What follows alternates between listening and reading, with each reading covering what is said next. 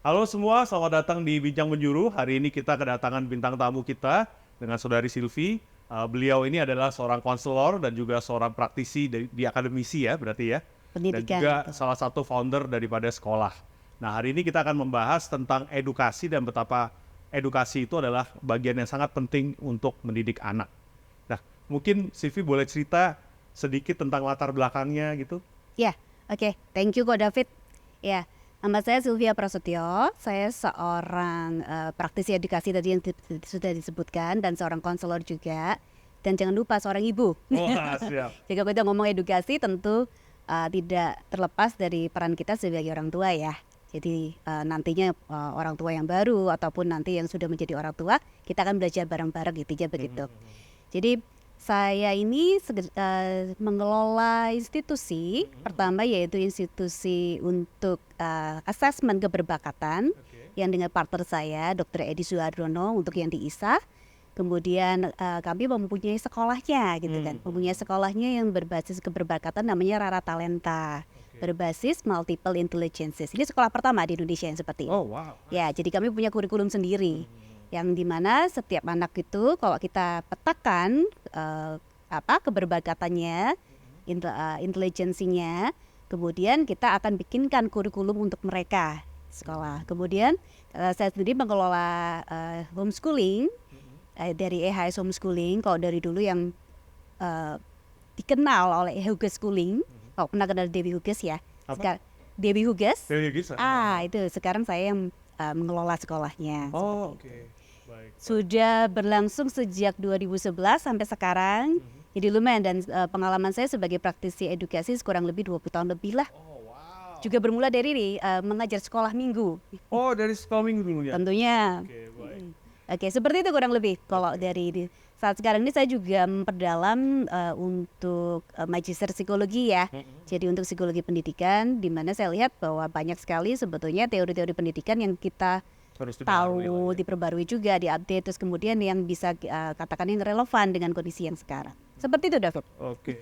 Nah, mungkin boleh cerita kali ya, dan edukasi itu sebenarnya seperti apa dan bagaimana itu peran edukasi dalam Ya. kehidupan keluarga gitu. Kalau kita dengar edukasi sebetulnya bukan hal yang baru, bahkan mungkin jadi salah satu kebutuhan jadinya ya. Kalau kita lihat kebutuhan-kebutuhan dasar kita seperti kayak makanan, rumah, tempat tinggal seperti itu ya. Terus kemudian pakaian juga, sandang pangan papan gitu ya. Ternyata sekarang ada kebutuhan-kebutuhan primer sebetulnya sudah seperti kayak pendidikan dan kesehatan seperti itu. Nah, pendidikan kita seringkali ingatnya kalau pendidikan yang sekolah gitu ya, yang sekolah anak-anak seperti itu. Iya. Padahal sebetulnya pendidikan nggak pernah habis sebetulnya. Nah, cuman yang sedang saya mau ajak untuk melihat sebetulnya pendidikan tidak semerta terbatas dari lingkup sekolah seperti itu. Kan taunya kita, kalau misalnya ngomong pendidikan ya sekolah, mulai dari TK, terus kemudian nanti SD, kemudian SMP, SMA, kuliah, udah selesai. Nanti kalau mau lanjut ke S2, kalau enggak ya merit deh. Seperti itu. Apalagi buat yang Habis itu baru berpikir untuk anaknya seperti itu. Jadi orang tua berhenti sekolah, berhenti belajar pada saat sudah lulus kuliah seperti itu. Padahal kita seringkali mendengar quote-quote yang berkatakan bahwa belajar itu lifetime, True. nggak pernah selesai gitu. Jadi sebetulnya edukasi ini apa gitu kan? Apakah terbatas hanya sekolah gitu? Sebenarnya kita melihat bahwa yang disebut edukasi itu adalah yang belajar adalah anak-anak seperti itu, siswa yang belajar seperti itu.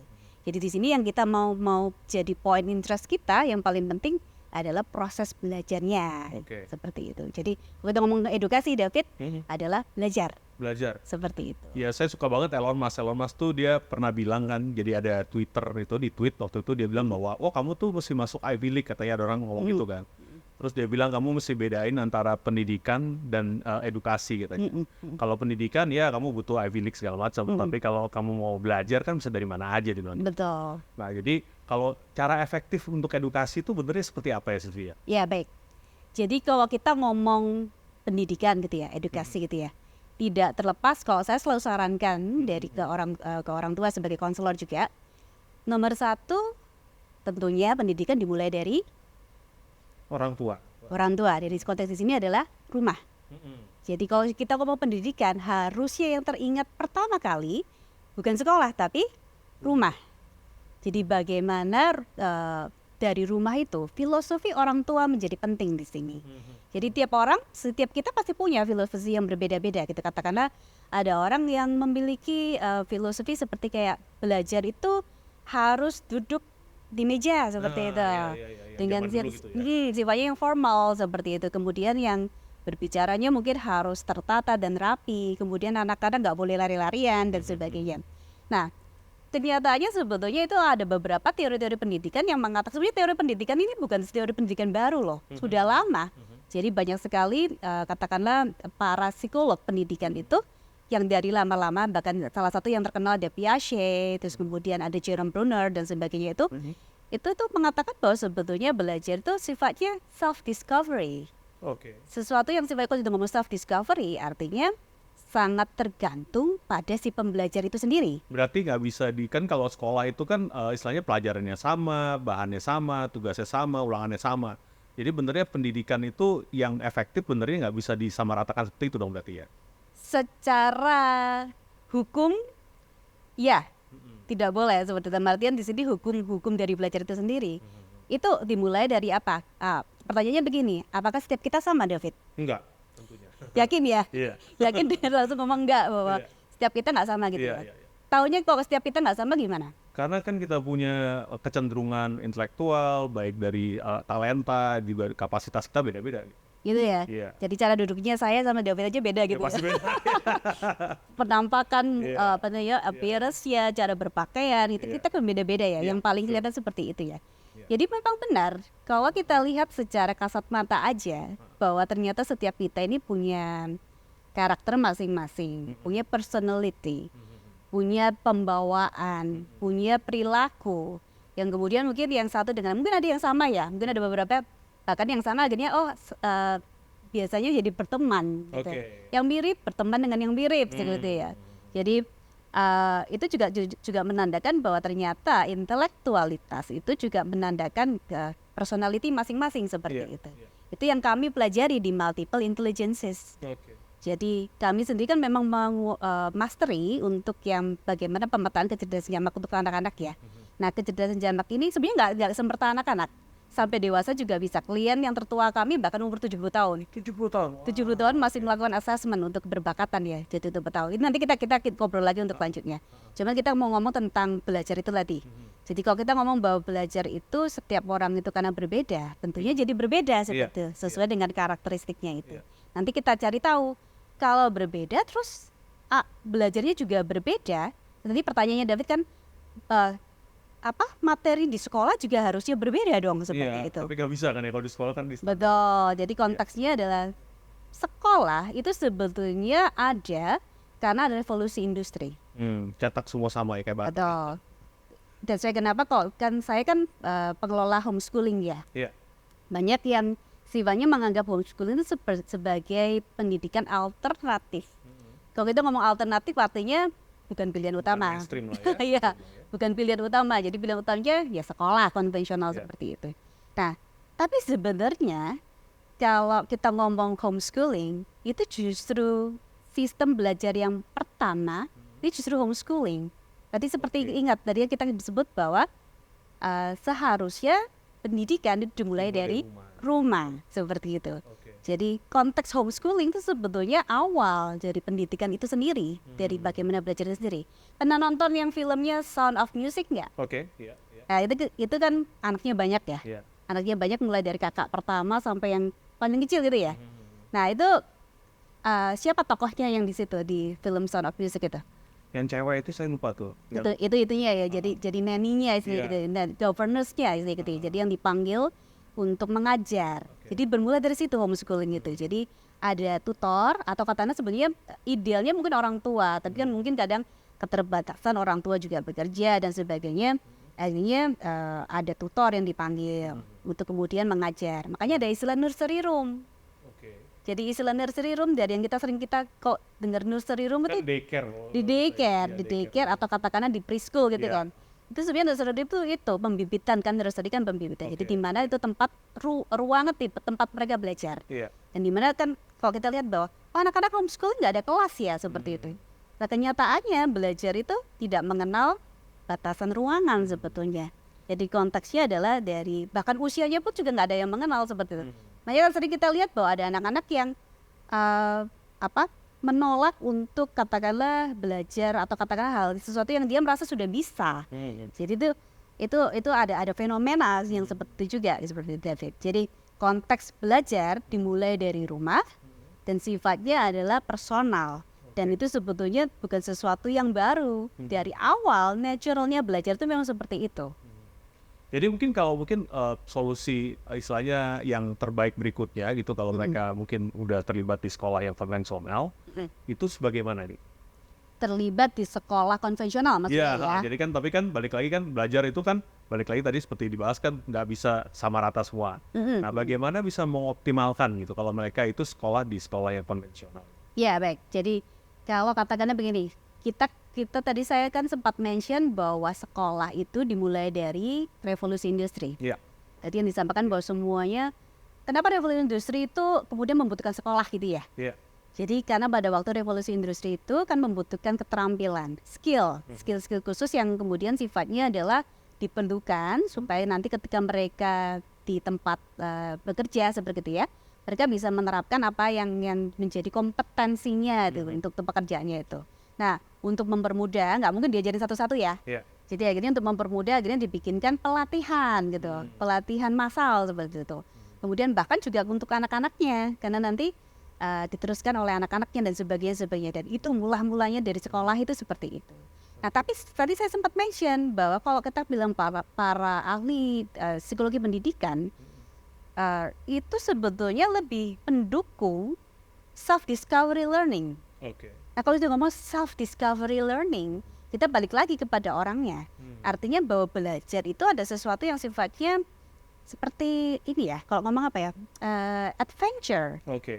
Jadi belajar itu sebenarnya sesuatu yang sifatnya petualangan. Dan mereka bisa menikmati kan itu. Betul, itu yang hilang dari siswa-siswa saat sekarang ini. Bahwa kesukaan terhadap belajar bahwa itu seperti menemukan, kalau ngomong self-discovery, mereka juga menemukan diri sendiri gitu ya.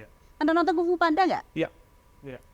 Itu mungkin analogi yang paling bagus. Saya paling suka banget. Betul sekali. That's the point. Dibuka scroll, ilmu apa gitu ya. Kan? Jadi perjalanan, kalau ngomong apa ya, berebut ilmu yang terbaik di dunia gitu ya. Sama satu lawannya lupa namanya. Nah itu dibuka scrollnya kosong. Mukanya dia kan. What's the meaning gitu kan. Maksudnya apa terus artinya gitu. Artinya stick to ourselves. Jadi kalau kita ngomong bahwa Kung Fu Panda mungkin banyak mengikuti filosofi Eastern. Sedangkan para psikolog pendidikan itu banyak Western. Ternyata ketemu di satu titik. Mereka agree bahwa it's about self-discovery seperti itu.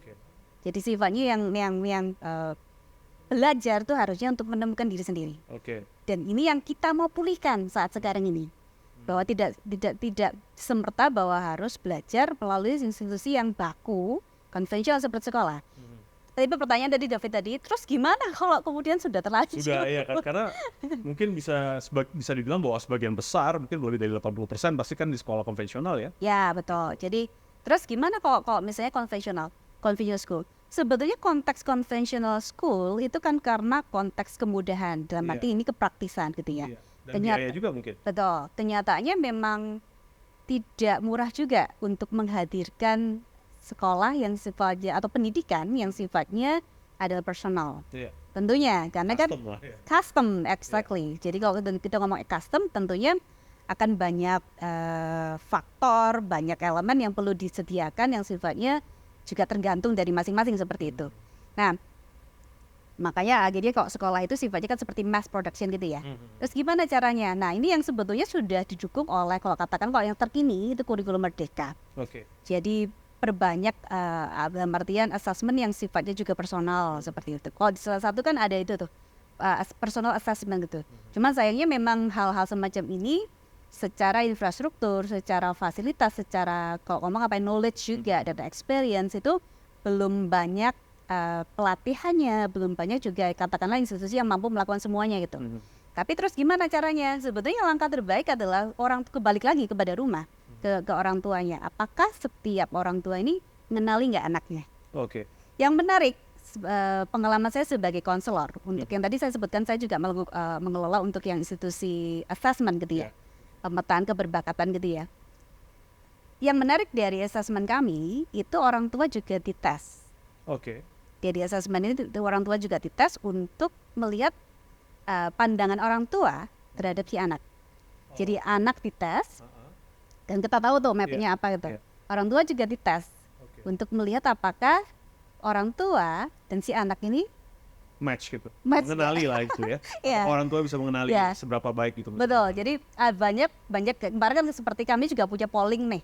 Jadi waktu kami pameran tuh kami punya polling gitu. Itu salah satu pertanyaannya adalah apakah Anda mengetahui karakter anak Anda? Atau kata-kata parenting style Anda ini sudah cocok nggak sama anak Anda? Oke. Yang lucu tuh ketika kalau orang tuanya membawa anak, si anak langsung bilang tidak. Si anak langsung bilang tidak. Itu kami langsung ketawa-ketawa, dalam artian ini menarik. Sesuatu yang sifatnya ada, kalau ngomong apa ya, mungkin sedikit curhat juga dari si anak untuk menilai orang tua. Karena itu kan pengalaman subjektif ya. Itu Betul, it's very subjective dan kemudian harusnya dari sisi anaknya. betul. Itu yang sering kali jadi yang terjadi. Karena kita ini turun temurun diajarkan, semua otoritas ada di orang tua. Iya. Jadi kalau dan ini sudah jadi culture, sudah jadi tradisi ya. Jadi kayak pokoknya setelah ini harus sekolah di sini. Bahkan ada beberapa institusi sekolah yang sifatnya sudah turun temurun. Jadi kayak sudah generasi anak saya dulu bersekolah di sekolah A, anak saya juga bersekolah A seperti itu. Ya tidak salah, nggak apa-apa. Ada beberapa kok saya tanya-tanya teman-teman juga, mereka juga ada sisi perspektif sifatnya culture, apa kalau ngomong ya, tradisi gitu ya. Jadi mereka menginginkan itu, and that's okay gitu loh. Bukan sesuatu yang sifatnya salah juga seperti itu. Tapi yang sedang mau diangkat di sini adalah fenomena ternyata anak-anak sendiri juga merasa bahwa orang tua tidak mengerti mereka. Intinya tuh di situ tuh. Jadi gap-gap ini yang kita mau pertemukan gitu. Tujuannya kita podcast hari ini tuh gitu ya. Iya, itu dia. Untuk kemudian Ini kan benernya buat edukasi buat orang tuanya ya. ya, jadi kalau kita ngomong edukasi, kita belajar dari kesalahan. Nah, betul. Kita belajar dari kesalahan apa, fenomena apa yang kita perlu perbaiki seperti itu. Tapi ternyata ada juga fenomena-fenomena yang sifatnya adalah potensi dan kita mau arahkan ke sana gitu ya. Jadi saya kembali lagi mungkin konteksnya adalah tadi yang kalau misalnya kalau sudah kalau katakanlah gini, tidak mampu atau kesulitan untuk kemudian yang sifatnya personal learning gitu ya. Nah itu, jadi yang pertama itu harus dari rumah dulu. Orang tua kudu mengenali orang anaknya seperti apa. Jadi fungsi dari assessment keberbakatan tujuannya untuk itu, pemetaan karakteristik. Jadi pertanyaan gini, apakah perlu atau harus atau wajib untuk anaknya di-assess nih gitu. Gimana tuh? Nah kalau David gimana? Kalau menurut saya sih itu perlu ya gitu, karena balik lagi setiap anak kita kan kita nggak tahu potensi apa yang ada di dalam dia gitu. Karena di zaman sekarang gitu mereka dengan sekolah terus ekstrakurikuler terus les, interaksi kita sama anak itu waktunya limited, belum kehidupan sosial mereka masing-masing gitu. Jadi menurut saya itu suatu yang sangat baik sih. Betul. Jadi poin utama dari kenapa kita memerlukan assessment gitu ya, sebenarnya itu tadi poinnya, efisiensi. Sebetulnya gini pertanyaannya, ada yang tanya saya, Bu, sebetulnya kalau misalnya banyak yang terjadi setelah assessment kan tujuannya untuk tahu keberbakatan, terus kemudian nanti biasanya tahu nanti jurusan bidang studinya apa gitu kan. Kalau kuliah nanti mau ambil apa gitu kan. Pertanyaannya kok nggak ada di hasil laporannya itu anak saya nggak ada yang mau seperti itu, atau kalau enggak anaknya mau, sayanya nggak mau. Banyak yang terjadi gitu kan. Terus yang bayar yang punya mau. Soalnya yang bayar yang meminta untuk mau tuh. Gitu kan. Susah. Betul. Jadi tapi yang terjadi kemudian mereka anak-anak mogok gitu itu yang terjadi. Nanti kita discuss lagi. Nah, jadi kalau misalnya memilih bidang studi yang di luar dari keberbakatan, apa yang terjadi? Pertanyaannya gitu kan. Nah, dari kami sebagai konselor, kami mengatakan that's okay. Tapi kenyataannya adalah itu nanti akan buang-buang waktu, buang-buang tenaga, buang-buang biaya untuk katakanlah yang seperti kayak, that's why kenapa kita butuh assessment. Assessment itu seperti navigasi gitu ya. Jadi kalau kita dengan tertutup ya bisa-bisa saja tetap bisa nyampe, tapi mungkin nyampainya bisa lebih lama atau kita jadi trial error dan sebagainya. Jadi tujuan semua assessment itu untuk itu sebetulnya, untuk kita lebih efisiensi saja seperti itu. Nah, pertanyaannya terus kemudian kalau misalnya mau dicoba terus bisa nggak seperti itu? Jadi kalau di luar dari jalur personal, jalur berbakat itu bisa nggak? Ya bisa-bisa saja, cuman sebenarnya saya salah satu contohnya. Contohnya salah jurusan, isinya Oh, gitu. begitu. Dulunya ngambil apa, Bang? Saya dari teknik arsitektur. Oh, wow. Iya ya. Oke. Jadi sebetulnya kalau benar-benar dilihat apakah dulu saya juga mengambil keperbakatan nggak di sekolah? Iya mengambil. Dan menariknya jurusan yang pertama yang disarankan itu psikologi. Oh, wow. Gitu. Cuman ya gitu David. Zaman kita dulu kalau ambil psikologi orientasinya pikirannya apa? Oh, sama urusan orang gila. Iya betul. Jadi Itu apakah itu sesuatu yang fix ya? I mean like apakah itu nggak berubah gitu? ya, Hidup dia tetap itu sama nanti gimana? kita diskusi lagi lanjut ya. Jadi intinya karena sebenarnya begitu. Sebetulnya saya sudah tahu Oke. orientasi bidang studi saya yang pertama harusnya di psikologi. Oke. Tapi saya ngeyel maunya teknik arsitektur. Itu karena pilihan pribadi atau Karena tekanan pilihan orang tua? pribadi. Oh, Sebetulnya pilihan pribadi. sebetulnya teknik arsitektur ada. Iya, iya. Tapi di opsi yang sifatnya bukan opsi yang dominan. Oke. Itu nanti ternyata kalau mau keberbakatan itu ternyata banyak, nggak Oke. cuman singular. Oke. Mengatakan kalau misalnya mau jadi dokter, Ada spektrumnya lah bisa dibilang. iya gitu ya. betul. Jadi katakanlah, that's why kenapa namanya multiple intelligences. Oke. Kalau kita ngomong multiple kan jamak banyak. Iya, iya. Dan yang menarik kalau dari kami, sebenarnya gini, multiple intelligences ini sedikit aja Iya. pengenalan ya, informasi sebetulnya teori kognitif dari profesor dari Harvard University, Howard Gardner seperti itu. Jadi teori ini sudah lama, tahun 1988 dan kemudian dikembangkan seperti itu. Sempat mentok karena jadi ketika aku baca jurnal-jurnal psikologi gitu ya, sempat berhenti di sekitar tahun 2006-an seperti itu. Setelah itu nggak berlanjut karena sering dibilang itu seperti gimmick. Jadi sebetulnya nggak benar. Kalau kita ngomong multiple intelligence seringkali kalau ngomong apa ya dikaitkan dengan gaya belajar. Nah, kalau gaya belajar yang David pernah kenal apa? Dia belajar ya. Yang aku tahu ya, Ya. anak kinestetik itu dia belajarnya sambil jalan-jalan segala Ya, macam jadi gitu. motorik, Ya. auditori, visual gitu ya seperti itu. Sebetulnya ini juga tidak semerta benar karena pada dasarnya kalau kita ngomong kalau sekarang kan sudah canggih ya. Semua kan ada brain imaging seperti itu. Iya. Jadi kalau sekarang ini yang lagi populer tuh yang itu yang neural gitu ya. Jadi yang sifatnya yang neuroscientific seperti itu. Oke. Jadi semuanya bisa dites sebenarnya di otak kita gitu ya. Itu sebenarnya nggak sepenuhnya benar karena pada dasarnya setiap kita melakukan aktivitas apapun itu, walaupun itu sifatnya spesifik, itu bagian otak kita bekerja semua. Iya. Dan berarti gini, memang ada yang bekerja Lebih dalam arti yang dominan, dominan seperti itu. Tapi ternyata untuk berbicara seperti ini aja kan ada verbalnya juga, ada linguistiknya juga, tapi juga ada saya harus berbicara strategis juga Iya. seperti itu. Jadi itu matematik seperti itu. Kemudian kalau untuk David karena sebagai host harus membutuhkan kayak insting ini mau dibawa kemana, itu naturalistik juga. Jadi banyak sekali. Jadi kalau di kami mengembangkan komposisinya.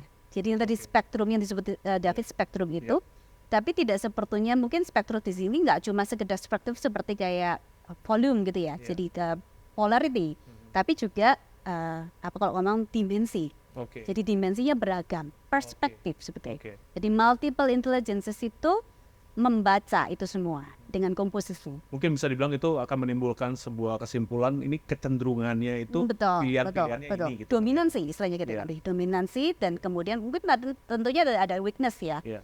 Jadi nanti seringkali kok kayak contohnya gini, saya sama suami sekarang sejak mengenal karakter masing-masing. Karena tadi kan sampai dewasa tuh. Iya. Jadi kami juga assess gitu kan. Iya. Jadi sekarang kalau berantem cuma ngomongnya gini, dasar kinestetik rendah. Gitu. Jadi Oke. akhirnya kita jadi punya pemahaman terhadap katakanlah anggota keluarga kita gitu ini anak atau suami atau istri gitu. Jadi kita bisa lihat bahwa oh gitu ya, dia tuh memang nggak gitu orangnya, dia memang nggak mampu. Kalau nggak mampu ya udah saya yang lebih mampu saya bisa lakukan. Dulu juga ada juga konselor yang saya sebagai konselor juga mendapatkan kayak klien seperti kayak si suami bilang si istrinya nggak suka baca. Begitu. Dan apakah pertanyaan istrinya nggak belajar? Enggak juga sih. Apa kan nggak suka baca? Kalau Devi bilang nggak gitu loh. saya nggak suka baca, tapi saya suka dengar. Betul. Jadi kalau David ini memang tipenya bahasa musik. Oh, oke. Jadi you learn a lot from people, or interpersonal juga. Jadi Yeah. you learn a lot from people, story. Yes. You like story. Jadi suka belajar yang sifatnya story itu seperti movie seperti Yeah. itu. Jadi belajar itu ternyata dari film kita banyak belajar. Tadi kita sudah singgung kayak Kung Fu Panda ya. Saya suka loh dibanding Ya. baca buku mendingan audiobook. Betul. Jadi seperti podcast juga ada sesuai kan. Jadi banyak cara untuk kemudian belajar dan itu tergantung dari masing-masing karakteristik. Ini yang kami petakan dan tujuannya untuk supaya klien terbantu. Dan klien di sini adalah orang tua dan anak ya. Terbantu untuk mengenali diri mereka. Karena ternyata banyak yang belum kenal diri mereka dan memang itu sifatnya that's okay. That's why tadi kita kembali lagi, learning itu self discovery. Dan tujuan learning sebetulnya bukan cuma sekedar knowledge. The knowledge of information gitu ya sebetulnya gitu ya, tapi juga knowledge of ourselves itu yang penting. Oke. Intinya Self discovery itu bisa dibilang kayak penemuan jati diri kali ya. Gitu. Sebetulnya kalau dibilang penemuan jati diri itu ada kok ngomong apa ya? Tidak bisa absolut seperti itu gitu ya. Karena pada dasarnya sebuah identity itu sejak kita bayi sudah ada. Iya. Personality sejak kita bayi itu sudah ada. Karakteristik itu sudah ada seperti itu. Apakah itu berubah? Nah, Bakal tadi kan stay? ada pertanyaan ya, udah dijawab sekarang. Iya. Jadi pertanyaannya, apakah bisa berubah, Bu? Bisa gitu assessment gitu. Oh, menurut David gimana? Menurut saya bisa ya. Kenapa bisa berubah? Karena balik lagi dengan pengalaman dan perjalanan hidup tentunya minat dan interest yang dipersu beda kan tentunya bisa menghasilkan ketertarikan dan bakat yang kita belum tahu benernya gitu. Ya, betul sekali sebetulnya. Tidak sesuai kenapa tadi yang sudah disampaikan kita sempat ngobrol sebelumnya, ada nature, ada nurture. Iya. Itu betul sekali. Jadi pada dasarnya kami di psikologi melihat bahwa memang kalau ngomong stimulasi atau katakanlah kognitif gitu ya. Kalau di pendidikan kan namanya cognitive development gitu ya. Itu memang sejak lahir. Bahkan ada beberapa penelitian dan kami sendiri juga meneliti itu sejak di kandungan. Oke. Kami juga ada penelitian yang sifatnya untuk anak-anak katakanlah yang dengan inklusi gitu ya. Anak-anak dengan special needs seperti itu, ada indikasi itu. Ternyata itu memang ada kecenderungan pattern, pola-pola itu justru sejak di kandungan. Oh gitu. Ya. Itu gimana ngetes ya? Bisa tahu dalam kandungan itu gimana? Itu memang sifatnya belum ada alat tes yang sifatnya measurement khusus ya. Karena kan memang akan susah, itu sifatnya transcendental. Sifatnya yang tidak bisa terpatahkan hanya karena behavioral atau apa. Tapi ada pola. Ini sifatnya studi yang nanti mungkin kita bisa mungkin kalau ada yang mau melakukan studinya boleh seperti itu. Oke. Jadi sifatnya memang ternyata kita manusia ini, jangan lupa kita ini manusia Iya. yang terdiri dari tubuh jiwa roh seperti itu. Jadi the mind and the soul seperti itu intertwining, nggak bisa dipisahkan satu dengan yang lainnya seperti itu. Jadi seharusnya kalau kita ngomong tadi pendidikan dan belajar, kita juga tidak bisa mengesampingkan ini gitu. Holistik lah. It's very holistic. Nanti bisa panjang kalau balik lagi kembali ke learningnya itu. Iya. Jadi balik lagi ternyata identity itu mempengaruhi belajarnya juga, personality-nya juga itu justru dari awal gitu. Nah dengan ini berkembang seiringnya waktu. Jadi pertama kita sudah ada personality memang sifatnya inborn ya. Oke. Jadi dari lahir itu sudah ketahuan. Oke. Taunya gimana? Kalau dari lahir itu nggak tahu saya. Kalau dari bayi saya nggak bisa bilang sih. Biasa karena kalau saya bisa tahu kepribadian seseorang dari interaksinya. Ya, Gitu. interaksi tadi. Kata kuncinya di interaksi. Jadi pada dasarnya kita bisa tahu kepribadian seseorang dari bagaimana dia bersikap gitu ya. Behavioral gitu. Iya, behavioral. Nah behaviornya bayi apa? Nangis sama ketawa doang ya. Nangis sama ketawa. Oke. Nangis. Bisa ketahuan nggak anak ini seperti apa dari nangisnya? Wah itu saya nggak tahu loh. Nggak tahu ya? Baru tahu tuh ada studinya itu menarik sekali loh. Ya tapi maksudnya kita bisa tahu ada anak yang anteng. Oke. Ya Nggak kan? mudah Nggak mudah. emosional lah ya, Dia mungkin sifatnya yang biasanya yang tipe-tipe yang introvert seperti ini mungkin ya. Ini nggak tahu ini maksudnya belum tentu, tapi maksudnya ternyata kepribadian itu memang inborn dan itu bisa ketahuan sejak dari lahir seperti itu. Oke. Jadi perilakunya aja dilihat. Tapi apakah kepribadian itu juga fix ya? Nah itu tadi. Karena tadi kan kita sudah bahas bahwa segala sesuatu semuanya nature and nurture. Yes. Jadi pada dasarnya bisa keduanya. Oke. Dan saya setuju dengan memang mungkin akan ada pandangan berbeda ya. Ada beberapa asesmen kepribadian juga banyak sekali caranya.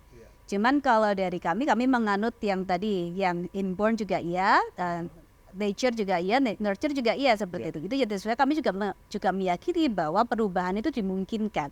Tapi mungkin konteksnya kembali lagi yang kata tadi spektrum itu, bahwa ternyata talent base itu yang menarik dari penelitian kami kan assessment anak-anak mulai dari usia 4 tahun ya. Oke.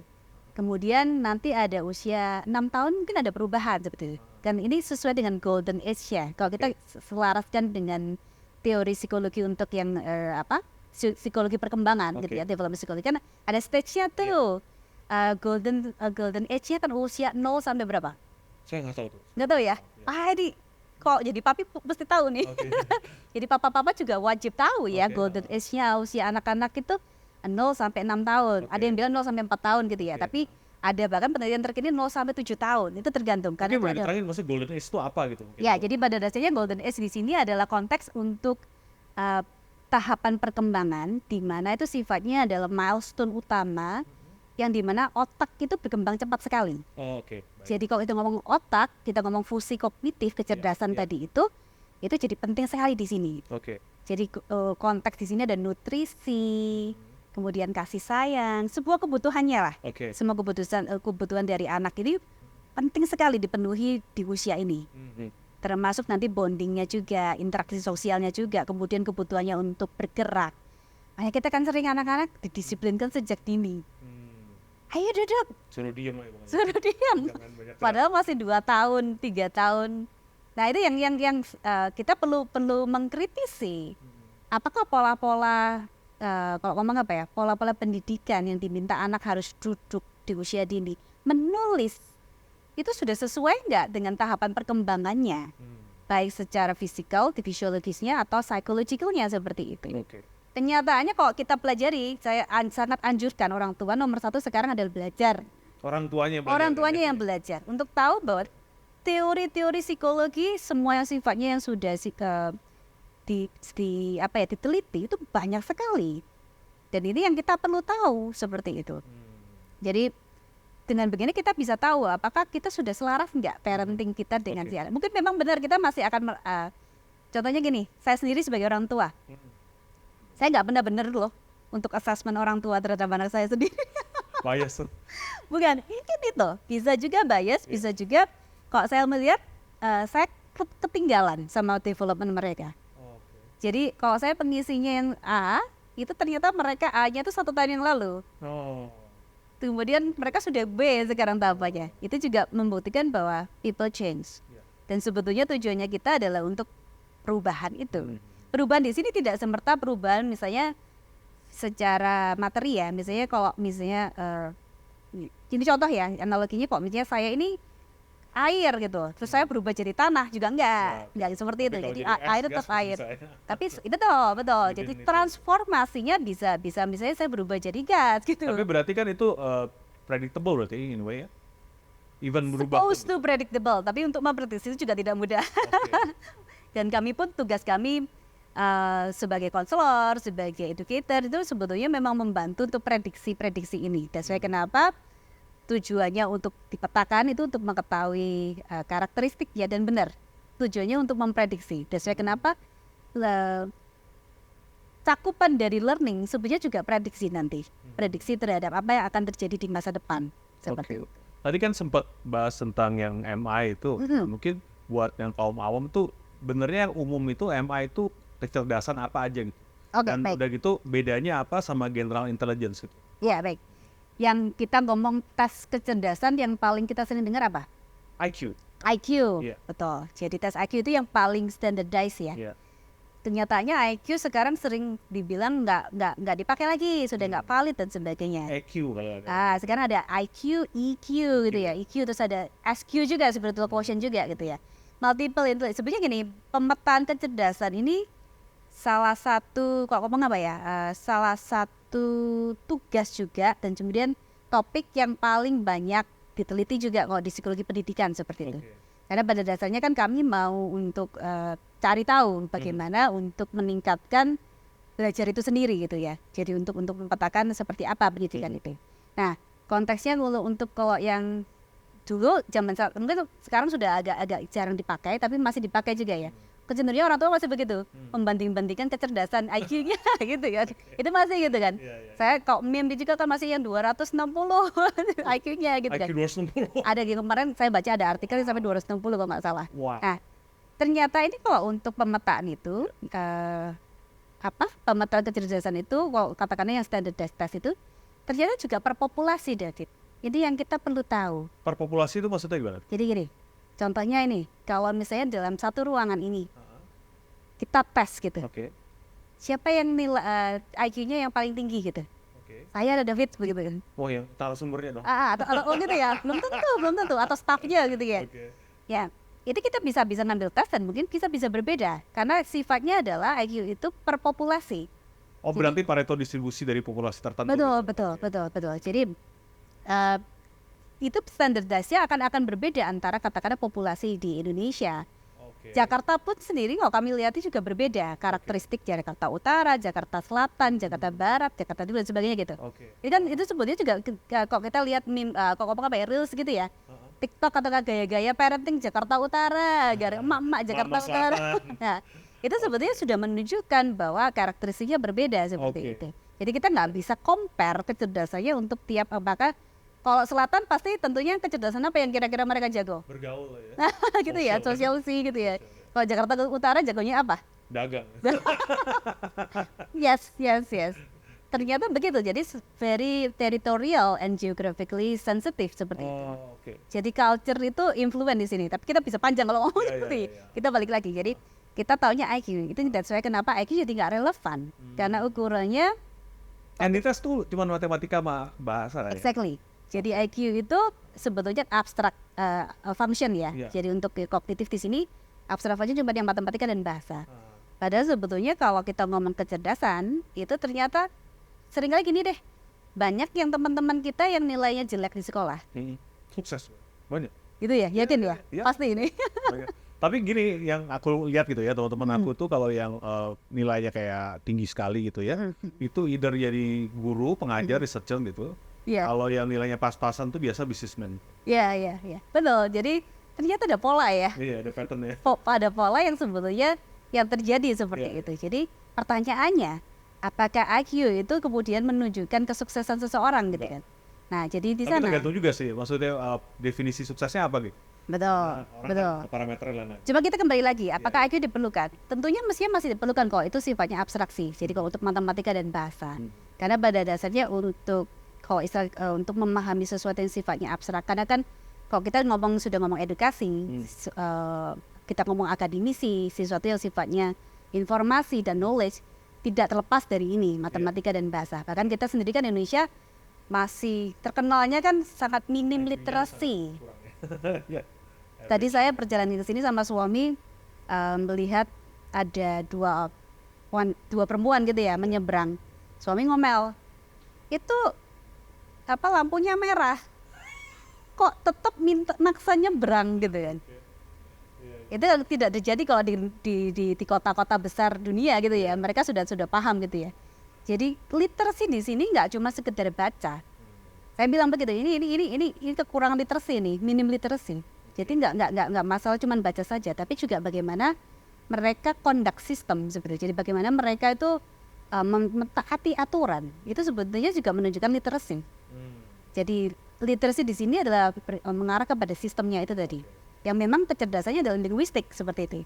Indonesia mungkin sangat interpersonal kali ya. Jadi kayak ya sudah saya pokoknya minta tolong aja nanti pasti diizinkan gitu. Intinya gitu. Ya, itu cuma satu dan dua contoh gitu ya. Jadi ternyata dibutuhkan tetap, tapi mungkin bukan satu-satunya. Oke. Bukan prediktor kesuksesan ternyata nggak cuma ini seperti. Kurang lebih seperti itu kok untuk IQ ya. Iya.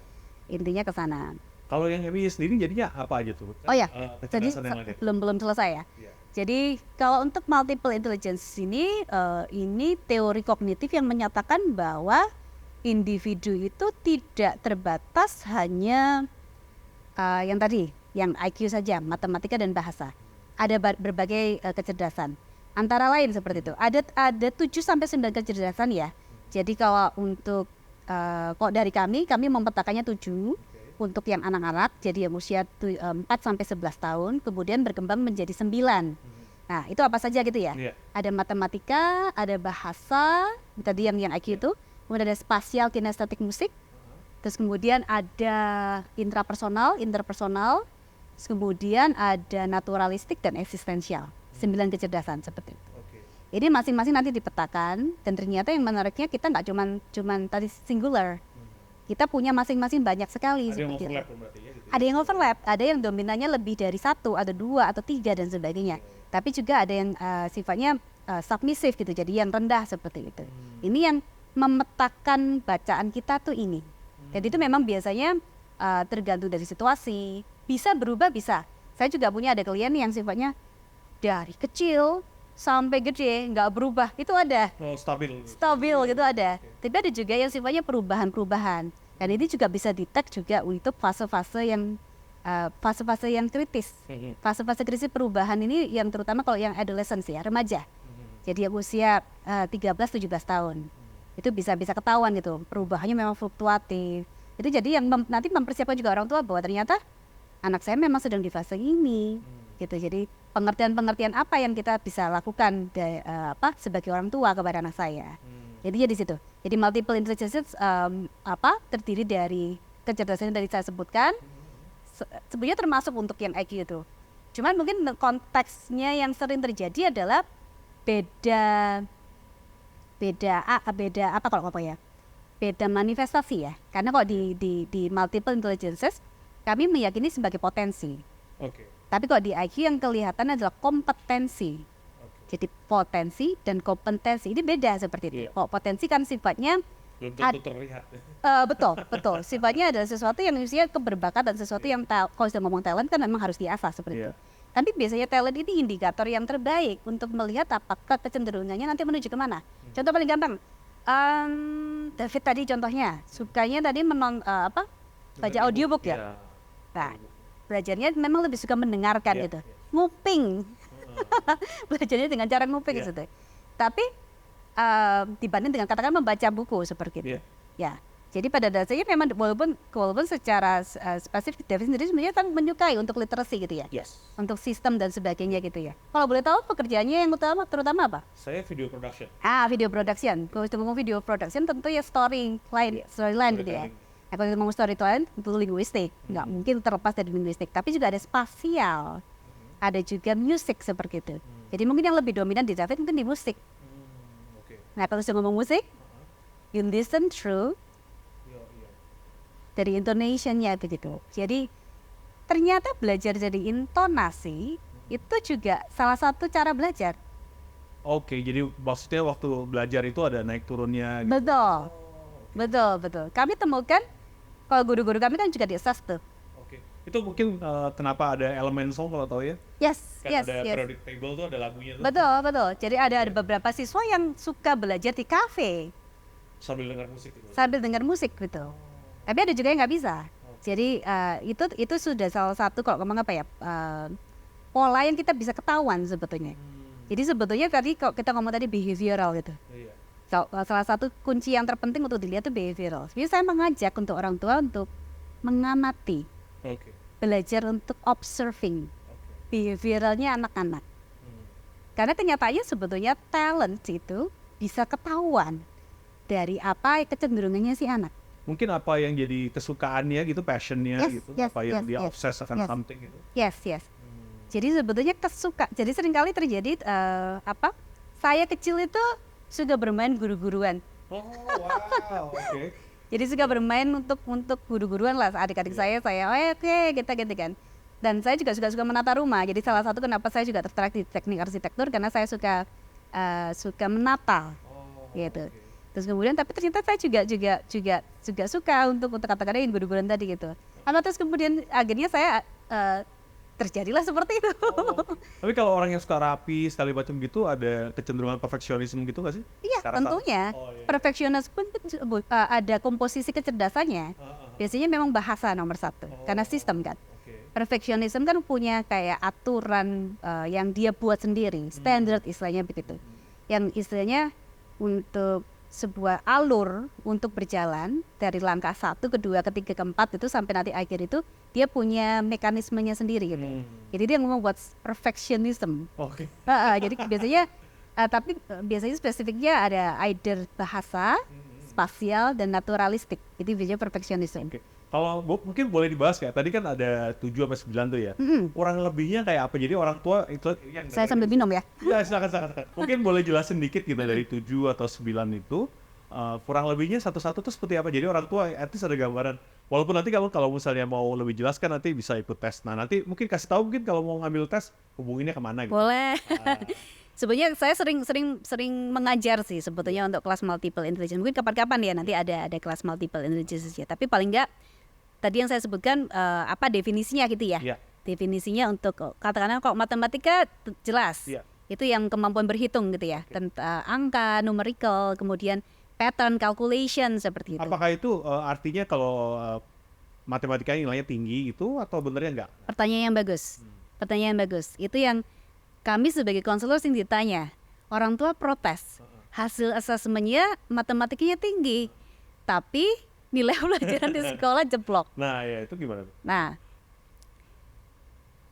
nilai pelajaran jeblok gitu yang jadi konteks gitu kenapa tidak cocok dengan kecerdasan matematikanya.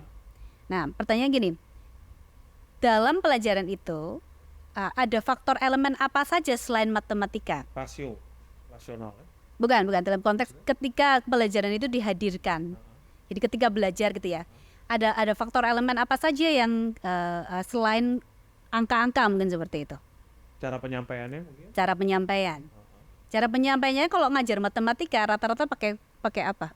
Papan tulis doang ya. Pakai papan tulis doang atau katakanlah gurunya ngomong. Oke. Nah, biasanya kalau anak-anak yang asesmennya tinggi di matematika, tapi ternyata nilai matematika jeblok, rata-rata karena rendah di bahasa. Belum tentu, tapi rata-rata karena rendah di bahasa. Artinya apa? Dia kurang bisa memahami dalam bentuk bahasa. Oke. Nah, padahal kita belajar melalui apa kebanyakan? Visual. Buku. Visual. Buku. Jadi kalau siswa belajar kebanyakan buku. Matematika pun diterangin pakai buku, pakai papan tulis tadi dan sebagainya. Gurunya ngomong. Jadi ini tidak terkait. Tadi seperti David sempat mention bahwa lebih suka mendengar gitu kan. Tapi ada orang yang suka melihat. Ada juga yang harus pakai peraga. Nah, kalau kinestetik kan butuh peraga dan sebagainya. Jadi nggak mudeng ceritanya kalau cuma satu cara. Itu yang mungkin ini nanti bisa melengkapi bagaimana caranya supaya orang tua bisa, supaya anak bisa enhance gitu ya belajarnya ya. Berarti kalau bukan nilai matematika itu bukan prediktor bahwa dia punya kecerdasan matematika, itu berarti prediktornya apa? Paling gampang kalkulatif. Kalkulatif tuh Rata-rata anak-anak yang tinggi di matematika pasti jago nawar. Jadi jago dagang gitu. Oke. Jago nawar, kalkulatif, dia sangat-sangat teliti detail terhadap angka-angkanya. Terus kemudian yang sekarang sedang berkembang adalah jago main game. Jadi rata-rata gamer itu jago sekali di matematika. Very high math. Biasanya kalau high math itu suka apa kalau ngomongnya? Biasanya mereka akan trial error ya. Suka eksperimental. Jadi mereka akan mencoba terus kemudian dicek sendiri. Tapi sebenarnya kecerdasan matematika ini juga sifatnya kecerdasan yang very practical. Contoh yang paling gampang nih, kalau ibu-ibu memasak gitu, kalau kita masak, apakah setiap kalinya selalu ditakar? Enggak, feeling kan? Feeling gitu. Tahu dari mana feelingnya seperti itu? Pengalaman. Karena pengalaman, karena dari sudah sering eksperimen. Oh, kalau dikasih garam segini bakal keasinan gitu, atau kebanyakan seperti itu sudah cukup gitu kan. Nggak perlu pakai sendok takar lagi seperti itu kan. Sendok takar hanya diperlukan kalau di resep, di bahasa, ketika pertama kali dikenalkan. Oh, kayak gini. Tapi kemudian kalau untuk measurement, kalkulasinya, itu ternyata kecerdasan matematika seperti itu. Jadi kecerdasan matematika ini very practical. Jadi salah satu indikator terbaik kalau anak-anak yang tinggi di matematika yaitu practicality. Bagaimana dia bisa belajar tanpa harus diajari yang sifatnya instruksi. Tapi memang tipe-tipe anak ini akan anak-anak yang sifatnya eksperimental ya. Siap-siap kalau mereka akan mencoba segala sesuatu. Iya, ditubruk dulu istilahnya begitu, belajar dengan cara gitu. Nah, seperti itu penjelasannya. Jadi kebanyakan karena lebih semua sistem pembelajaran kita itu nomor satu sangat mengedepankan bahasa linguistik itu yang mungkin jadi blockage untuk beberapa anak, katakanlah akhirnya menyerap informasi karena cara penyampaiannya cuman satu cara, ada banyak cara. Itu yang kenapa kok sekarang kita lihat dari salah satunya dari kurikulum Merdeka juga ya. Kemudian berbagai banyak kurikulum itu lebih applying ke approach gitu ya, pendekatan yang sifatnya lebih ke aktif gitu, jadi active learning gitu ya, di mana siswa bisa mencoba berbagai macam cara seperti itu. Ya kurang lebih seperti itu, Taufik. Oke. Nah berikutnya lagi apa lagi itu kan matematika. Ya matematika, ini bisa panjang loh. Oke, ada bahasa. Bahasa. Ketika ngomong bahasa jelas ya. Jadi untuk kemampuan untuk linguistik di sini termasuk membuat sistem. Rata-rata kalau orang yang ngomong jago membuat sistem itu pasti bahasa dulu. Jadi kenapa ada istilahnya bahasa pemrograman. Oke. Gitu. Jadi justru harus bahasa dulu ya. Jadi untuk membentuk sistem tuh kemampuan bahasanya yang dipentingkan. Itu termasuk orang yang artikulasi katanya baik. Betul. Jadi selektif terhadap kosakata, terus kemudian Pemilihan diksi katanya. ya diksinya juga dan sebagainya itu juga bahasa. Diksi kadang-kadang juga musik. Diksi kadang-kadang musik, tapi maksudnya di konteks di sini di bahasanya gitu ya. Terus kemudian kok akademisi rata-rata bahasa ya. Oke, karena ngajar ya. Nggak cuma mengajar juga, karena kita harus very selektif terhadap bahasa katakanlah. Oh ya, kalau jurnal ilmiah bahasa tuh jurnal pemilihan ilmiahnya penting berbeda sekali ya. karena metodologi itu kan juga sistem seperti itu. Nah, kemudian ada spasial kinestetik musik gitu ya. Spasial itu kecerdasan yang sifatnya visual, jadi yang komposisi, terus kemudian imajinasi. Jadi rata-rata kalau yang film production, artis dalam arti di sini ada desainer seperti itu, terus kemudian arsitek sendiri seperti itu rata-rata spasial. Jadi membayangkan visualisasi seperti itu. Nah, terus kemudian ada salah satunya navigasi ya. Jadi biasanya mobil, baca maps. Jadi anak-anak spasial yang paling kelihatan biasanya jago baca peta. Jadi dia tidak kebingungan arah kiri kanan gitu seperti itu. Terus kemudian dia bisa juga tahu cowok cakep atau enggak. Cowok cakep gitu kan. Lebih cepat ngeliatnya. Lebih cepat ngeliatnya gitu kan. Terus kemudian lebih peka terhadap bisa pemilihan bajunya. Hari ini saya mau pakai warna apa dan seperti itu. Jadi lebih rewel di konteks-konteks seperti itu. Perfeksionis salah satunya jadi di spasial. Ya. Terus kemudian ada kinestetik ya. Kalau kinestetik pasti bodily. Jadi yang aktif harus pegang, harus melalui peraga, terus kemudian eksperimental sebenarnya ada di kinestetik juga ya. Jadi harus apa kalau ngomong, harus secara fisik harus bergerak ini gitu. Mobility-nya juga seperti itu. Nah, ini rata-rata atlet, performer itu kebanyakan di kinestetik gitu ya. Terus kemudian musik. Nah, kalau musik itu sifatnya sebenarnya tidak semerta artinya musik bermain alat musik, tentu bermain alat musik, tapi ternyata kok di data kami ternyata alat untuk bermain alat musik itu banyak didominasi oleh kinestetik malah. Karena tadi memainkan alat. Jadi ini ya koordinasi tubuh lah ya. Iya, jadi kok misalnya high music tanpa kinestetik biasanya nggak suka. Tapi mungkin bedanya musicality-nya kali bisa dibilang gitu kali ya. Membedanya gimana kalau pertanyaannya gitu, Bu? Kok membedanya gimana kalau misalnya dia tuh suka bisa bermain piano loh, Bu, tapi kok musiknya rendah gitu. Biasanya nanti di penghayatan. Iya, musicality-nya kan maksudnya. Yes, musicality-nya. Jadi memang beda anak-anak yang bisa bermain musik hanya sekedar bisa bermain alat musiknya. Hanya cuma bisa kalau baca dia. Betul. Nggak usah mencipta. Betul. Atau kemudian merasakan sampai kalau ngomong the musicality tadi seperti itu. Jadi konteksnya di sana musikalitas. Musikalitas ini yang menarik. Kalau katakanlah individu dengan musikalitas tinggi ini memang jago networking. Jago memprediksi. Kemudian kok partner saya selalu bilang ini jago saham biasanya kalau dengan ditambah matematika. Jadi karena kan dia bisa memprediksi tren. Prediktor untuk memprediksi tren itu ada di musik seperti itu. Dan biasanya baca pattern gitu mungkin bisa dibilang? Kalau baca pattern itu ada aiden matematika atau spasial. Tapi kalau musik ini mungkin lebih ke sensing ya. To sense the trend gitu. Jadi pada dasarnya tren ini apa yang akan bakalan booming nih. To sense ini memang sangat unik sebetulnya kecerdasan musik ini. Kebanyakan memang anak-anak kalau untuk remaja yang paling berkembang musik. Ininya begitu. Tapi juga tentunya jadi moody. Kemudian memang sangat tergantung dari mood ya. Hari ini suasana hati saya apa gitu kan. Ininya ke situ. Itu yang musik. Spasial kinestetik musik seperti itu. Kemudian ada interpersonal. Jadi kalau intrapersonal itu kecerdasan relasi terhadap diri sendiri, Mengenal diri sendiri itu mengenali maksudnya. diri sendiri, Oke. self awareness ada di sini. Saya melakukan penelitian untuk apakah pengaruhnya multiple intelligence ini kepada emotional intelligence. Oke. Sekarang kan tadi EQ gitu. Iya, ha. Ternyata EQ ini memang lagi booming karena kan salah satu soft skill yang paling penting untuk nanti tren 5.0 gitu ya. Atau kita sudah menuju 6.0 ya mungkin ya. Jadi EQ itu termasuk yang paling penting gitu kan. Nah, self awareness dan social awareness seperti itu.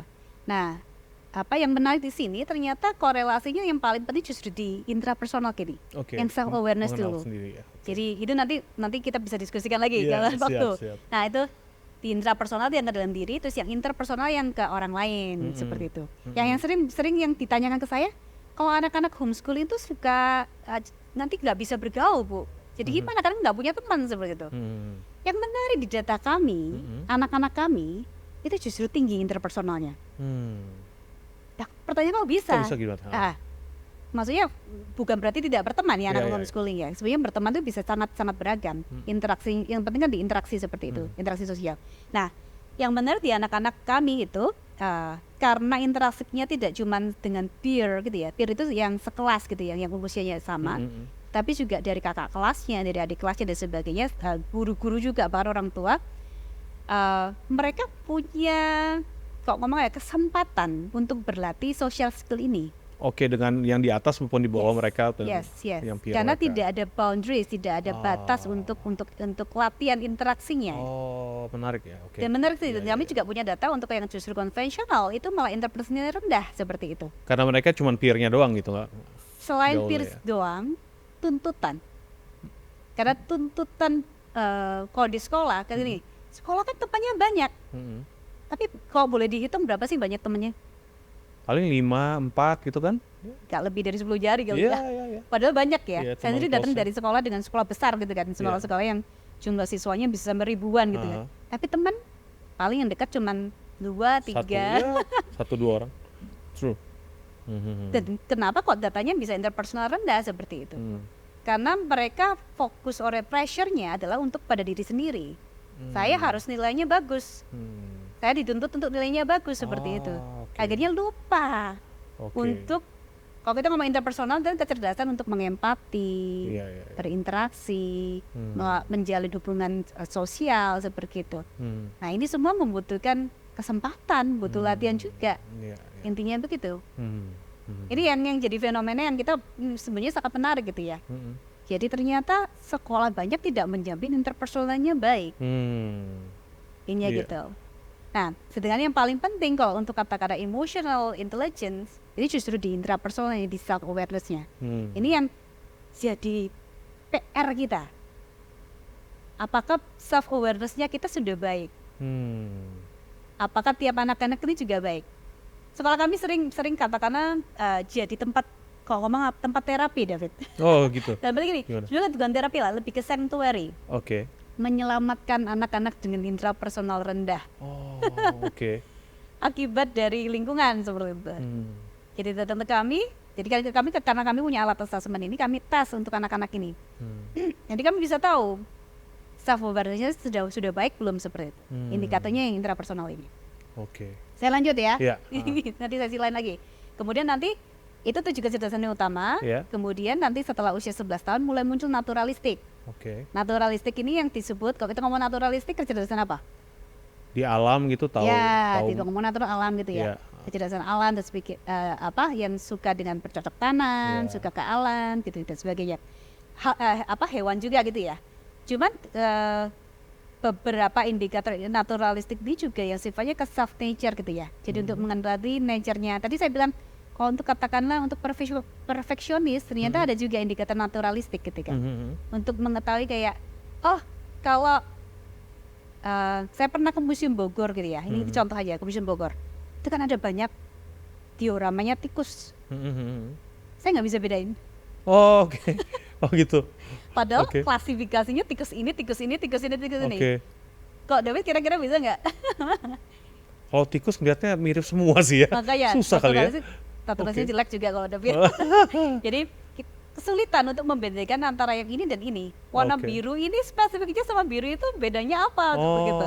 Ini Oke. contoh gitu ya. Iya, Ternyata taksonomi. Jadi Oke. pengelompok klasifikasi ini ternyata sangat ditunjang oleh kecerdasan naturalistik. Ininya gitu. Oke. Jadi tidak jadi kecerdasan naturalistik tidak semata cuma alam, Heeh. tapi juga the nature of thing. Intinya begitu. Oke. Ya, ini yang naturalistik. Kemudian ada lagi yang terakhir eksistensial. Oke. Kalau mendengar kata eksistensial, Saya taunya existential crisis ini, orang kalau sakit atau apa kan dia istilahnya kenapa gua ada lah gitu kan. paling gampang Gitu. eksis gitu ya. Iya, kenapa Jadi gua orang yang eksis gitu. eksis gitu ya. Betul, eksistensial artinya keberadaan. Iya. Bagaimana posisi seseorang di dunia lah intinya begitu. Biasanya memang kalau yang suka tampil ini biasanya memang yang eksistensialnya tinggi-tinggi. Jadi bagaimana dia membawakan sesuatu untuk ngomong apa ya? Untuk purpose gitu ya. Purpose-nya dia di dunia ini mau apa? Seperti itu. Kurang lebih seperti itu untuk Oke. rangkaian kecerdasannya. Oh.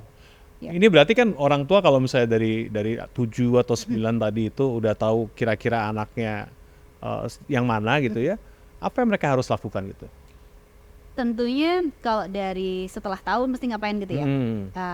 Tentunya kan ada karakteristik, kita mau Iya. pelajari karakteristiknya gitu. Iya. Jadi contohnya gini, kalau dia memang tipe, contohnya tadi kita bilang matematika tinggi tapi bahasa rendah seperti itu.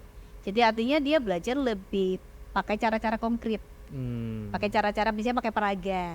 Bisa belajar matematika pakai peraga, sekarang banyak sekali. Berarti ini bukan cuman masalah mereka punya kecenderungan intelijensinya di mana, tapi lebih kayak mereka belajar yang lebih efektif buat mereka Tentunya. itu sebagaimana gitu ya. Tentunya. Pada Karena masing-masing dasarnya kalau beda-beda kita gitu. ngomong kognitif, kita ngomong kecerdasan, tentunya akan berpengaruh ke perilaku, ke behavioral, kecenderungan, preferensi, Oke. kemudian passion juga, minatnya juga. Itu sebenarnya sudah satu paket. Jadi sebenarnya orang tua, kok makanya tadi saya bilang saya ajak untuk orang tua observasi, untuk melihat gitu loh. Sebenarnya kok ke orang tua belajar untuk diam, memandang atau mendengarkan tanpa kita put our own assumption gitu ya. Jadi nggak ada asumsi, nggak ada judgementnya itu sebenarnya bisa. Contohnya paling gampang begini. Saya dulu waktu anak saya 4 tahun, anak saya speech delay waktu 4 tahun. Jadi pada dasarnya saya juga meragukan sebenarnya kemampuan dia seperti apa gitu kan. Nah, dia dites nih asesmennya itu. Kemudian keluar alat musiknya apa? Dibilangnya biola. Oke. Kemudian gitu. Nah, saya merasa yakin karena suatu saat ketika saya tanya waktu kita ke mall gitu, kan ada kayak small istilahnya apa, trio gitu ya, piano, biola sama bass gitu ya. Iya. Saya tanya, kamu mau yang mana? Biasanya kita kalau mau ngelesin anak-anak musik, ini biasanya gitu tuh, orang tua kalau anak-anaknya umur 4 tahun kan mulai, wah cari les apa nih anak saya supaya kan tadi golden age-nya nggak ketinggalan gitu kan, masa-masa development-nya nggak ketinggalan gitu kan. Kita kepikirannya selalu piano itu sebenarnya wajib gitu. Nah, kalau di assessment ini ketahuan biola harusnya yang pertama gitu kan. Kemudian kan saya nggak tahu, maksudnya benar nggak seperti itu. Karena saya sendiri kan backgroundnya saya piano seperti itu. Kemudian biasanya kok orang tuanya piano, anaknya juga piano dong, gitu dia jadi piano gitu. Kemudian tadi yang saya ke mall, saya temukan, saya tanya ke anak saya, dia pilih biola. Oke. Naturally pilihnya biola. Oke. Jadi saya sign pertama satu, saya convince seperti itu. Tapi kalau anak yang udah seperti itu, apakah dia benar-benar istilahnya gini kan, karena anak saya contoh ya, kan dia minta les gitar nih, awalnya latihan gitu, Iya. les berapa lama, terus nggak pernah latihannya cuma kalau pas ngeles gitu, itu kan berarti dia nggak di situ kan benar. Ya belum tentu juga gitu kan, karena anak saya juga sama David, setiap kali les biola dia ngantuk. Oh gitu. Dan dia mau latihan nggak? Maksudnya latihan sendiri kah gitu atau? Ya itu tadi, dia ngantuk. Saya sudah leskan dari 4 tahun. Saya Oke. sebagai orang tua juga merasa kayak ini anak bakat nggak sih sebenarnya, suka nggak sih gitu, atau mungkin bakat tapi nggak suka atau gimana Iya, gitu. iya. Apa yang salah gitu. Banyak kan faktornya, banyak sekali. Yang menarik kemarin itu kami ada kayak semacam edu fair gitu ya. Kemudian temannya kan nyanyi, terus diminta temennya kamu main biola dong gitu. Temenin saya main biola gitu, tampil gitu main biola tanpa diminta. Saya kan nggak tahu gitu. saya nggak tahu. Terus kemudian tanpa diminta tiba-tiba dia ngengkok sendiri. Oh, wow. Ngengkok sendiri. Latihan berarti ya? Latihan sendiri. Wow. Jadi Oke. ternyata anak-anak pun ada yang namanya motivasi. Drive, motivasi. Oke. Jadi kadang-kadang apa yang gangguan fokus, gangguan minat, atensi gitu ya, itu sebenarnya tidak semerta artinya dia tidak berbakat atau katakanlah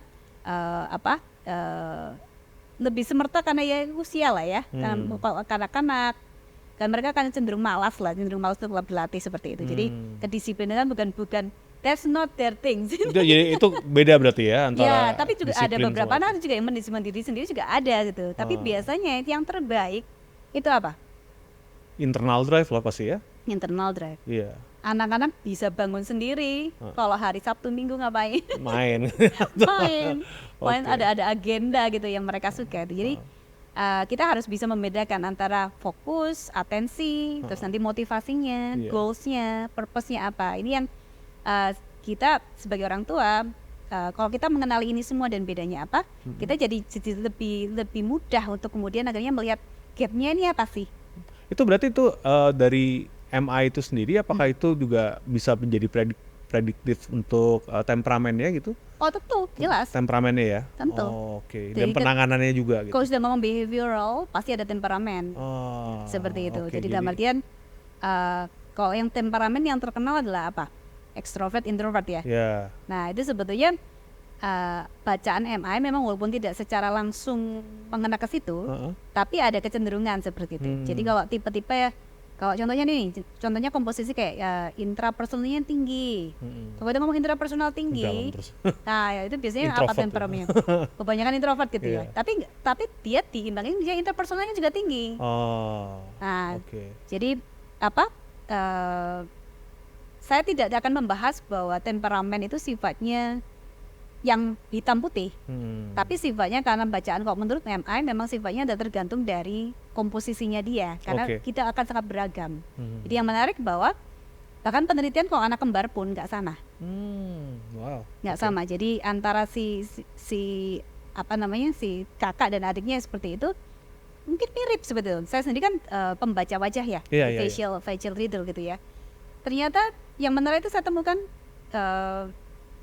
saudara walaupun mirip, tapi ada tetap gurat emosinya yang berbeda. Dan itu Gimana sih gimana gurat emosi masih gimana? nah, karena saya membaca wajah, jadi yang saya baca sebenarnya emosi. Jadi bukan tipologi ya, saya bukan pembaca wajah yang tipologi, saya yang baca emosinya gitu. Jadi guratan emosi itu tampak dari wajah kita, Oke. dari sorot mata kita, terus guratan-guratan itu. Makanya kalau misalnya kebanyakan kepikiran pasti ketahuan dulu kita seperti itu kan. Nah, yang sama mukanya sama bisa berbeda. Tapi yang menarik, saya temukan dua anak yang tidak saling berelasi itu bacanya bisa mirip. Oke. Yang kemudian diafirmasi kemarin ternyata teman. Jadi Dekat. membentuk satu sama lain kah gitu? In a Bisa way? begitu.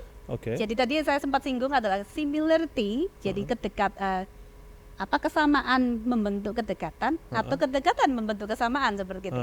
Ini menarik sebenarnya kok Oke. bisa kita teliti lebih lanjut gitu. Tapi bisa ketahuan. Ini hal yang sifatnya dibuktikan oleh afirmasi yang tadi orang tuanya bilang, ini teman baiknya. Padahal kan bukan saudara juga, tapi bisa mirip kecerdasannya seperti itu. Apakah karena mirip mereka attract yang mirip kan? Bisa seperti itu. Pepatahnya kan apa? Bird with same feather flock Betul, together betul. katanya kan ya? Kenyataannya memang kita kan belajar banyak. Kalau kita lihat mentor gitu ya, kita melihat sosok mentor yang mungkin mirip kita. Bisa juga mentor yang melengkapi kita juga gitu, Iya, iya. gitu. Jadi akan selalu ada polanya lah dalam relasi itu. Itu yang di sana. Jadi bentar, tadi David pertanyaannya apa? Agak lost. Maksudnya Ketahuan dari temperamen gitu ya? iya, Iya, temperamen, ya. tentunya iya. Oke, Jadi itu oke. sifatnya sejauh dari apa yang kami teliti ya, itu memang sifatnya ada yang menetap, ada yang sifatnya berubah. Karena semuanya sifatnya transformasi. Tapi Oke. kembali lagi biasanya yang esensial, yang basic temperamennya tidak berubah. Seperti itu. Mungkin ini sebagai penutup gitu ya, mungkin Oke. Sylvie kasih mungkin tips untuk parents gitu untuk ngambil tesnya gimana, atau Oke, kalau baik. let's say mereka nggak punya Promo juga. akses ya, misalnya mereka nggak punya akses untuk tes itu, mereka harus lakukan apa gitu, practical tipsnya gimana gitu. Ya baik. Jadi hari ini kita bicara tentang belajar, tentang pendidikan. Sebenarnya saya mau ajak lihat bahwa bukan cuma semerta asesmennya ya, tapi kita juga mau ngomong tentang bahwa nomor satu, mungkin tips untuk pesan untuk orang tua ya. Nomor satu, ternyata setiap kita ini beda. Nah, kalau sudah ngomong kita ini beda, jadi kita juga perlu menerapkan, kalau kita ngomong ke orang tua ya, parenting style juga berbeda tiap anak. Terus gimana cara tahu bedanya apa gitu ya. Nah, memang yang termudah adalah assessment. Assessment untuk bakat, karakteristik atau kepribadian seperti itu. Memang banyak assessment yang lainnya, silakan nanti dipelajari satu dengan yang lainnya. Cuman kami address untuk assessment untuk yang sifatnya adalah yang spesifik gitu ya, karena pada dasarnya memang tidak ada yang sama. Nah, kan yang tadi saya sampaikan, yang mukanya mirip pun ternyata nggak sama juga gitu. Jadi tetap ada pembedanya seperti itu. Nah, tujuannya apa? Untuk supaya kita ambil assessment supaya lebih efisien, kita bisa terapkan apa yang lebih tepat guna terhadap si anak seperti itu. Dan tujuannya adalah komunikasi yang baik antara si anak dan orang tua. Jadi saya sempat sampaikan bahwa ternyata anak juga merasa nggak dimengerti oleh orang tuanya gitu kan. Jadi sebenarnya ada kerinduan, ada keinginan orang tua juga anak itu untuk tidak dimengerti orang tuanya, supaya kalau inline mereka juga bisa bekerja sama dengan baik. Dan jangan takut sebetulnya, karena pada dasarnya ketika komunikasi ini terjalin dengan baik, kalau kita ngomong masalah kayak negosiasi, masalah kalau misalnya orang tua juga punya agenda katakan gitu, itu bisa dibicarakan. Tadi kan seperti yang di awal kita bilang kalau misalnya di luar dari hasil keberbakatannya gimana, akan selalu ada cara seperti itu. Ya mungkin memang akan susah, tapi butuh effort. Tapi setidaknya kita kembali ke self awareness. Kalau disadari, tentunya akan lebih lancar, intinya lebih fokus lah untuk menuju ke goals yang mau diinginkan seperti itu. Nah, kami mengadakan assessment. Nanti mungkin kontak personnya nanti kita kasih linknya ya gitu ya, nanti kita kasih linknya di kami description. Institusi kami ada ISA untuk konsultansi center itu, kami di Kelapa Gading ada. Terus kemudian nanti ada Rara Talenta untuk yang first education in multiple intelligences in Indonesia. Terus kemudian itu sekolah yang berbasis multiple intelligences yang dengan personal curriculum. Kemudian kami juga punya homeschooling. Jadi nanti sebenarnya kami punya ini berintegrasi ya. Semuanya saling integrasi seperti itu. Kemudian ada keperluannya masing-masing seperti itu. Nanti kalau misalnya katakanlah untuk orang tua yang masih mau menimbang atau katakanlah dalam artian ada blockage untuk melakukan itu gitu. Gimana caranya? Sebenarnya yang terbaik adalah nomor satu tadi, kita kembali lagi kepada orang tua untuk belajar. Informasi itu juga banyak sekali bisa dipelajari, dan mungkin yang saya mau ajak adalah belajar observasi, belajar untuk sebenarnya kita duduk diam memperhatikan saja pola-pola geriknya. Jadi seperti kalau kita ngetes alergi, kalau hari ini kalau dites alergi ini dia bereaksi nggak seperti itu. Kalau misalnya besok ternyata nggak bereaksi, ternyata udah nggak apa-apa. Kita kan cek dia tadi makan apa, terus dan sebagainya gitu. Jadi seperti itu gitu. Jadi saya ajak orang tua untuk lebih aware untuk melakukan ini. Jadi kalau kita bisa lebih membuka diri dengan pandangan si anak sendiri, dengan apa yang terjadi di depan kita, anak kita sendiri. Idealnya kita akan mendapatkan banyak sekali clue, petunjuk untuk kemudian selanjutnya parentingnya seperti apa. Ya, seperti itu. Oke. Thank you banget ini Bu Sama-sama. Sylvie buat informasinya, ini sangat menarik sekali dan kita harap supaya ini jadi berkat lah ya. Sama-sama, buat para terima pendengar kasih kita. Thank you. kesempatannya juga. Thank you banget untuk yang udah dengerin di rumah gitu. So, sampai ketemu di Bincang Menjuru berikutnya. Bye. Bye-bye.